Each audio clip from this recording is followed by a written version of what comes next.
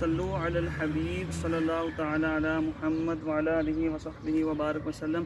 میٹھے اسلامی بھائیوں، حضرت سیدنا عمر فاروق اعظم رضی اللہ تعالیٰ عنہ کی نماز سے محبت کیسی تھی؟ سیدنا عمر فاروق اعظم پر فجر کی نماز کے بعد شدید قاتلانہ حملہ ہوا۔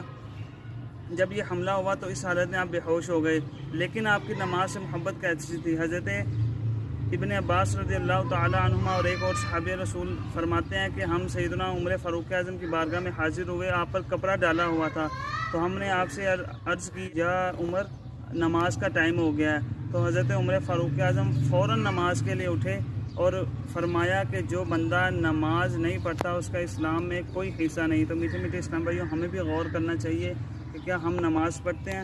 اگر نماز پڑھتے ہیں تو کیا اس کے اندر ہم قرآن صحیح پڑھتے ہیں؟ اگر قرآن صحیح پڑھیں گے تو یہ ہماری نماز صحیح ہوگی، اگر ہم قرآن پاک نہیں صحیح پڑھیں گے تو ہماری نماز صحیح نہیں ہوگی۔ تو ہمیں قرآن بھی سیکھنا چاہیے، ساتھ ساتھ نمازوں کی پابندی بھی کرنی چاہیے۔ اللہ تبارک و تعالی ہمیں نماز با جماعت پڑھنے کی توفیق عطا فرما، آمین بجاہ النبی الامین صلی اللہ تعالی علیہ وسلم۔